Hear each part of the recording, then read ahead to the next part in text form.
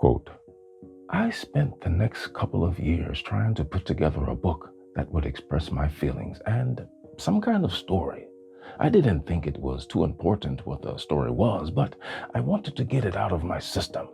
I had a pretty negative reaction to my educational experience, and this seemed like a good way to get rid of it. And it turned out to be The Graduate. But for me, that was primarily an opportunity just to leave all that behind. End quote. Charles and Eve Rudd moved back to California where they worked odd jobs to make ends meet. Now, residing over a bowling alley at the time, he wrote The Graduate. Now, the style of the novella was a masterclass in minimalism, reading more like a screenplay or a play script than a novel. And with a word count of just below 58,000 words, it cut straight to the bone, sparing no room for fluff. Unlike most works of fiction, especially fiction with any lasting effect, the piece was based on and inspired by many real-life factors, which included his relationship with Eve and her mother's disapproval of him, as well as his own mother's disapproval.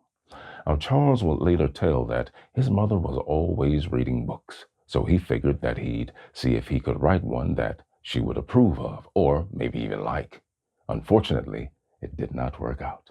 Now, while he said that he based the novel on rejection and disapproval from both his and Eve's family, he also stated that it drew deeply from his own character. Now, he wasn't personally a part of a steamy affair with the wife of his father-in-law's partner. He also never crashed a wedding in progress in order to save his own true love from a questionable marriage. However, the character, Benjamin Braddock, did reflect his personal wants and needs. Despite the lackluster reception, his mother saw enough promise in it that she contacted a friend, New York editor Edward Burlingame. Burlingame stated he was completely knocked out by the novel when he first read it, amazed even. Not just because it wasn't what he anticipated, but because it was so original.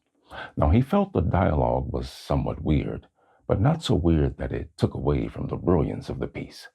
He took on The Graduate for his publishing house, New American Library, and published it in 1963. With its mumbling ennui and conversations that didn't connect, the novel captured the moment just before the repressed Eisenhower era blossomed into the technicolor of the 1960s. It would make a big splash soon enough, but first, Charles wanted his family to read it, and his father simply went quiet after reading it. He had no idea what to expect, no idea what his son had written. Now, when his feelings settled a bit more, he was furious. Eve remembered that Charles was home for the summer. His father, after reading the novel, burst into the room, threw the novel on the table, and told him it was crap. This naturally hurt Charles's feelings. According to Eve, both families highly disapproved of the book because it was so spot on about the conspicuous consumption, the elitism, the snobbery.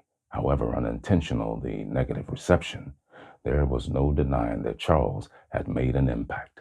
Later, he would say that his father's attitude towards The Graduate was illustrative of the way his father was. And when the book came out, his father was appalled that his son would have brought such shame on the family. Now, in a twist, when the film became a hit, he shifted completely, congratulating his son on his success.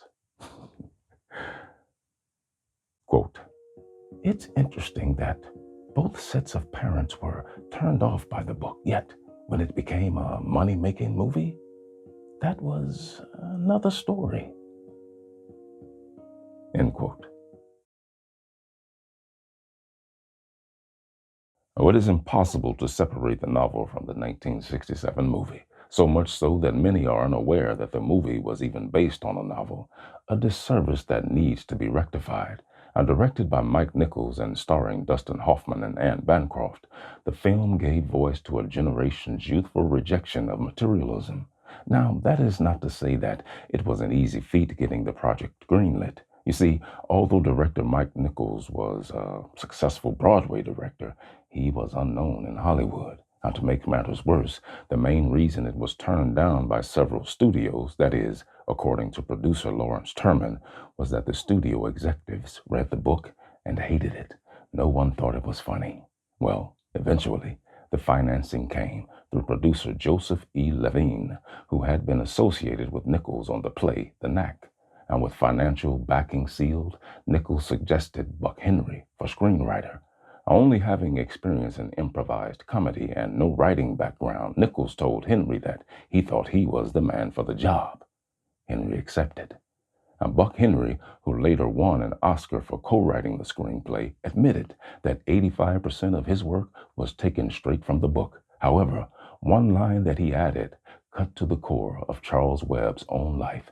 The scene takes place during Benji's graduation party by the pool. A friend of his parents gives him advice for his future. "I want to say just one word to you," the adult says. "Just one word.